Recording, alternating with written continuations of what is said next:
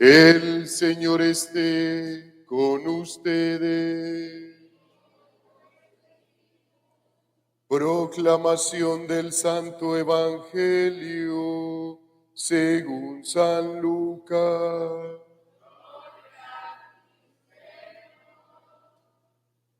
Por la señal de la Santa Cruz de nuestros enemigos, líbranos, Señor Dios nuestro, en el nombre del Padre, del Hijo y del Espíritu Santo. Amén. En aquel tiempo tomó Jesús a Pedro, a Juan y a Santiago y subió a lo alto del monte para orar. Y mientras oraba, el aspecto de su rostro cambió y sus vestidos brillaban del resplandor. De repente, dos hombres conversaban con él. Eran Moisés y Elías, que aparecieron con gloria. Hablaban de su éxodo, el que iba a consumar en Jerusalén. Pedro y sus compañeros se caían de sueño, pero se espabilaron y vieron su gloria y a los dos hombres que estaban con él. Mientras estos se alejaban de él, dijo Pedro a Jesús: Maestro, qué bueno es que estemos aquí. Haremos 3 tiendas, una para ti, otra para Moisés y otra para Elías. No sabía lo que decía. Todavía estaba diciendo esto cuando llegó una nube que los cubrió con su sombra. Se llenaron de temor al entrar en la nube. Y una voz desde la nube decía: Este es mi Hijo, el elegido, escúchenlo. Después de oírse la voz, se encontró Jesús solo. Ellos guardaron silencio y por aquellos días no contaron a nadie nada de lo que habían visto. Palabra del Señor. Gloria a ti, Señor Jesús. Queridos hermanos, el centro de la lectura de la palabra de Dios para nosotros en este segundo domingo de Cuaresma, hoy nos hablan básicamente de la transfiguración del Señor.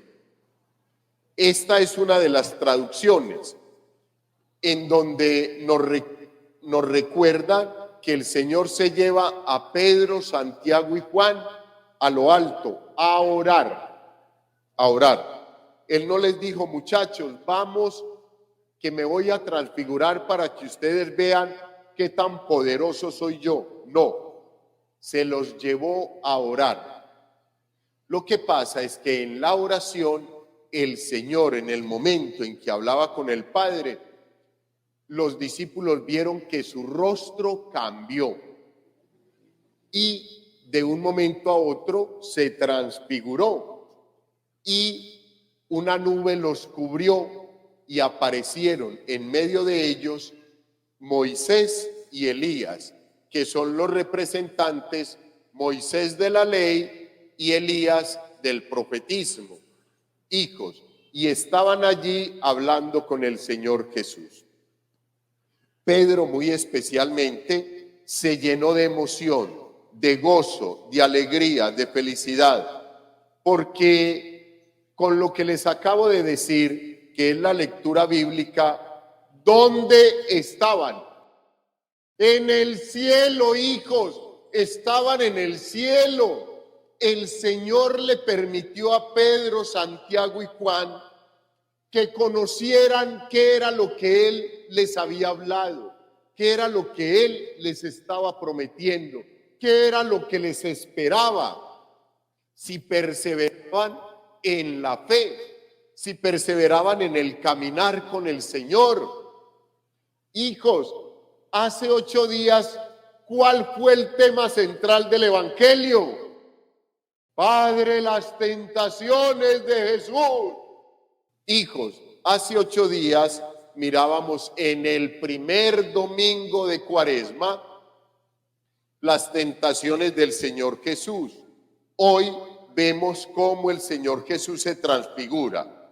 Recuerden, el camino cuaresmal, el tiempo cuaresmal es un camino donde yo comienzo con muchas cargas y sobre el caminar voy botando todo lo que me estorba, todo lo que me hace más pesado el equipaje, y de un momento a otro yo voy caminando como más tranquilito, y ya cuando voy llegando a la Semana Santa ya llevo una bolsita ahí pequeñita, porque ya no me faltan sino 2 o 3 aspectos por solucionar. Hace 8 días mirábamos, hijos, que las tentaciones en el Señor Jesús, si Él las vivió, ustedes y yo también, y que nos las vamos a encontrar en el recorrido. 40 días, Cuaresma, 40 días, en el número 40, en el texto bíblico significa toda la vida. Si toda la vida yo me voy a encontrar con las tentaciones, yo tengo que aprender a solucionarlas, a manejarlas, a irlas solucionando cada día un poco más y un poco mejor. Hoy el Evangelio nos dice que el Señor se transfiguró, que les mostró a los apóstoles el reino de los cielos, y por eso ellos vieron a Moisés y a Elías, que hacía muchos años habían muerto. Estaban dialogando con el Señor, hijos. ¿Por qué? Porque el Señor se los llevó a orar. Y uno, cuando le ora al Señor de corazón, uno se transfigura. Uno se para de ese momento de intimidad con el Señor, y puede que uno tenga todos los problemas habidos y por haber, pero ya eres un hijo de Dios, un hombre o una mujer nuevos por la oración. El Señor nos da fuerza para seguir luchando, nos dan todas las bendiciones que necesitamos para seguir nuestro caminar. Por eso, cuando Pedro le dice al Señor, Señor, déjeme, yo hago 3 chozas, una para usted, otra para Moisés y otra para Elías. Y los 3 apóstoles, ¿qué? A Pedro no le importaba quedarse afuera, aguantándose el frío o aguantándose las inclemencias de la noche, con tal de estar al lado del Señor. Si nosotros, queridos hermanos, aprovecháramos estos textos bíblicos para apropiarnos de ellos en nuestra vida y fortalecernos cada día más, sería muy maravilloso. Pero ya ven, he acabado de hacer una prueba y ya no se acuerdan del texto de hace 8 días. ¿Cómo lo van a estar aplicando si no se acuerdan? Estamos graves. Pero, hijos, los invito a que reflexionemos sobre el texto bíblico pasado más este texto bíblico, y que vamos organizando ese camino cuaresmal bien bonito con estos textos bíblicos que tan especialmente nos hablan del camino cuaresmal y la forma en que yo tengo que cambiar para encontrarme con el Señor Jesús. Yo tengo que transfigurarme. Nos quedan 29 días de Cuaresma, es que esto corre mucho. Nos quedan 29 días de la Cuaresma, hijos, para que en nosotros se arraigue el Evangelio. Luchemos con las tentaciones, luchando con ellas, nuestra vida vaya cambiando de una forma tal que podamos llegar transfigurados, o sea, del inicio que comenzamos el recorrido, al final seamos unos hombres y unas mujeres nuevos para el Señor. Es lo que nos pide hoy la palabra de Dios, queridos hermanos. por medio de los apóstoles Pedro, Santiago y Juan.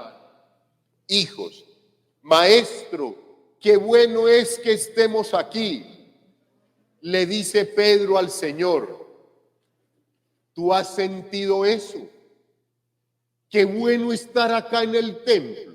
¿Lo has sentido en algún momento? Tú ya has visto la transfiguración del Señor en el altar.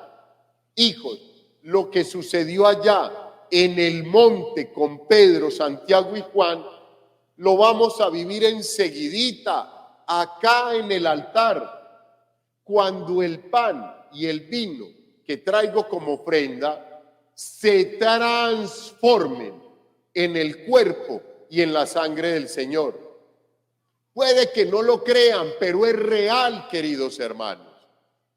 No me crean a mí, no le crean a la palabra de Dios. Como somos más sensacionalistas, métanse ahora a Google y coloquen milagros eucarísticos, primer milagro eucarístico, para que ustedes vean cosas hermosas de cómo el Señor se ha manifestado en esa transfiguración en el altar para sacerdotes y fieles incrédulos.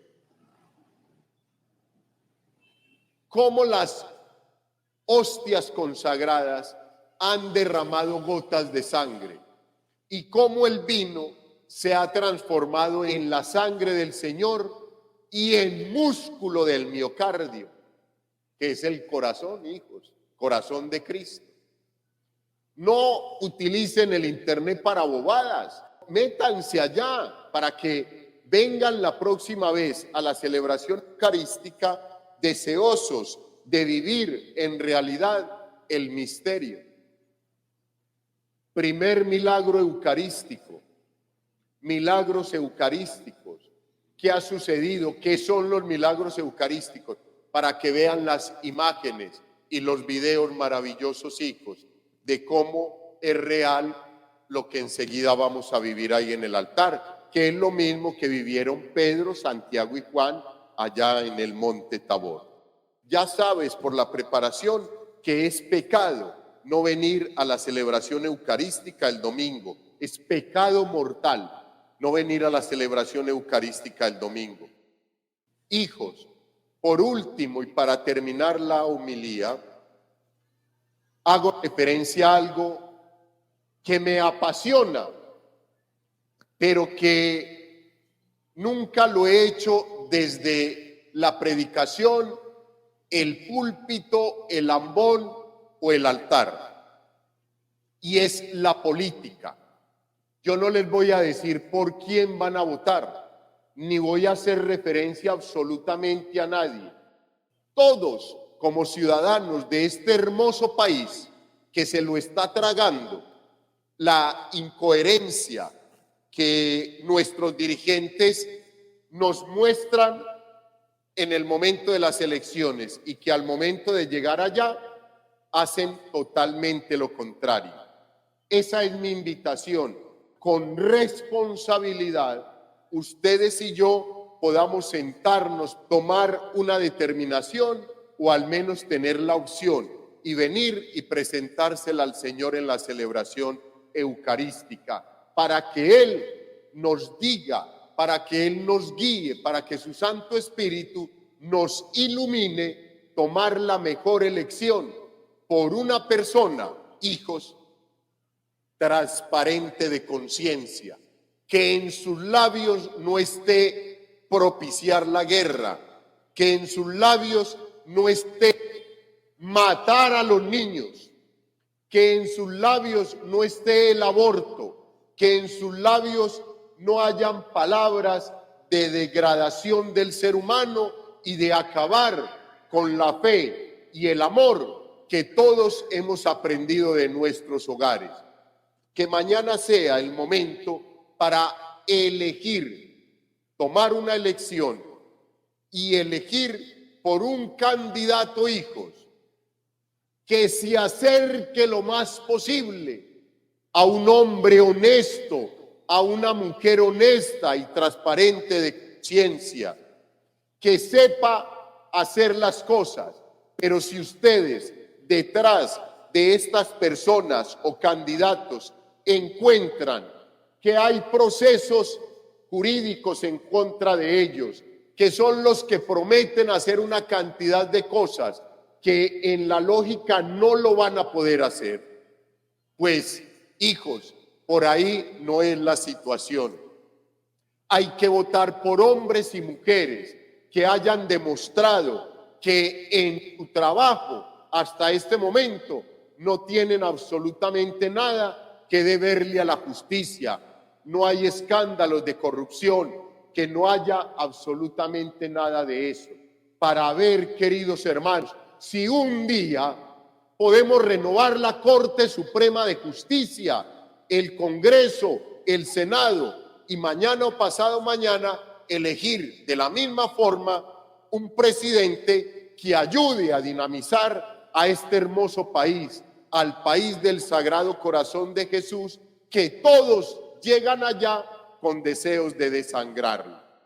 Participemos en los derechos que tenemos constitucionalmente y hagamos el ejercicio de votar como es debido, como hombres y mujeres con un santo temor de Dios y en la libertad de los hijos de Dios. Gloria al Padre, al Hijo y al Espíritu Santo.